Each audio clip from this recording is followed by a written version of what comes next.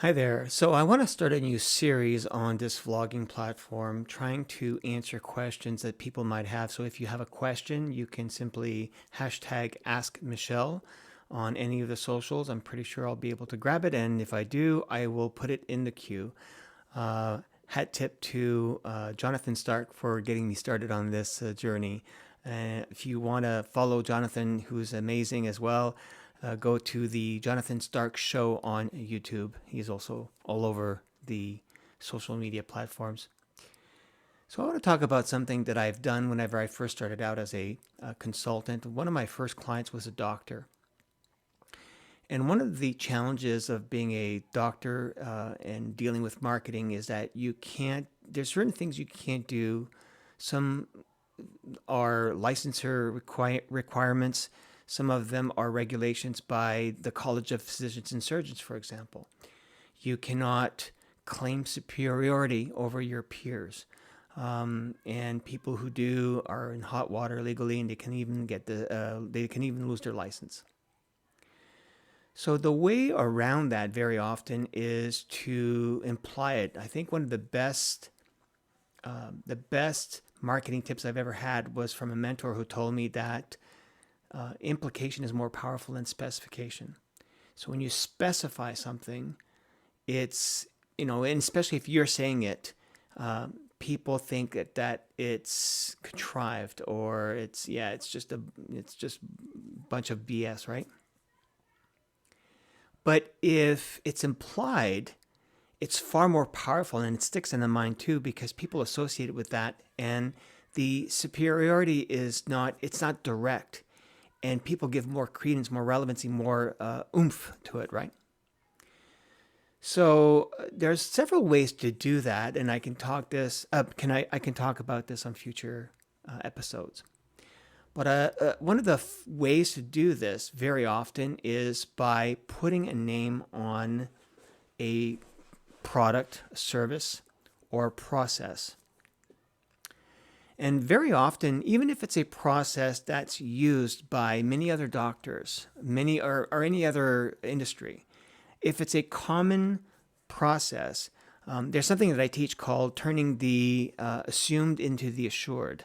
You're basically teaching people something that they already assume is being done and making it clear, although this way you're doing it through the power of implication.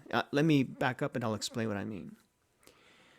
Every cosmetics, especially hair transplant doctors, today, they do these newer techniques, kind of like the micrografting technique, where we don't do the plugs, or not a lot of doctors do the plug technique, the old plug technique, where when a hair transplant was done, it was pretty apparent that somebody had a hair transplant done. Micrografting is where the grafts are so tiny that they look very natural. And one of my clients, he perfected the technique where he was actually dissecting the hair, and I apologize for being a little bit gross, but he was dissecting the hair that was being retransplanted almost into one hair at a time, and then injecting it with needles, and then doing it at such an angle where when it grew out, it literally did not look like a hair transplant. It looked like that person's born with hair. So what we decided to do, and we can call it micrografting because it kind of was the same process as almost every other doctor does, So we decided to rename it. Now I'm not going to name it because I'm not going to use the exact terminology that he used because it will identify the doctor. But let me use one that's very close. We renamed it the microfollicular redistribution process. TM. And of course, the TM, by the way, it's not a registered trademark. It's not the R with the circle around it. It's just TM. Anyways, and we made it. We owned it. It was a position that the doctor was able to promote, and it would claim superiority without stating it outright. And that way, it made him the pioneer, the creator, the man behind. He was a male hair transplant doctor. He was the man behind the microfollicular redistribution process. So that really positioned him well as being superiority in his industry. And it abided by and complied with all of the regulatory limitations around claiming superiority. And it worked really, really well for him. Every major service provider, especially a professional, and a professional who has to abide by licensing requirements and regulations and codes of ethics, whether it's the Bar Association, whether it's the College of Physicians and Surgeons, and so on, can use this technique to literally claim a position in the marketplace.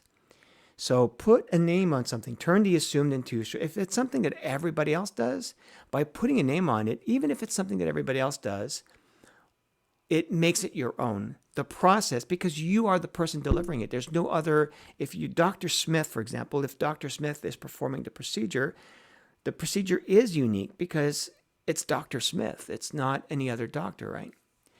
And by doing that, you own it. You own that position. You own that claim, and it's going to be very tough for others to compete with you because they are going to copycat you. And as I always say, if people copy you, they're only going to remind the marketplace of you. So do this. Put a new name on a product, a service, or process. And of course, we can do this with products and services. But in the professional industry, oftentimes the services that we do are very much the same and have to be because of their industry and regulations and whatnot. By putting a name on it, it does solidify that position and implies that superiority, which is far more powerful.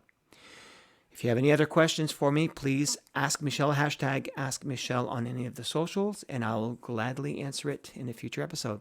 Bye for now.